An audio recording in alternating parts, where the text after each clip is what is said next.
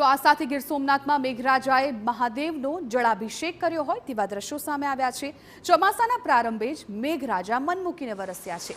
કાળા ડિબાંગ વાદળો વચ્ચે ધોધમાર વરસાદ વરસ્યો। વરસાદમાં સોમનાથ મહાદેવના રમણીય દ્રશ્યો સામે આવ્યા। વેરાવળ સોમનાથમાં 2 દિવસથી મેઘાની અવિરત સવારી આવી પહોંચી છે।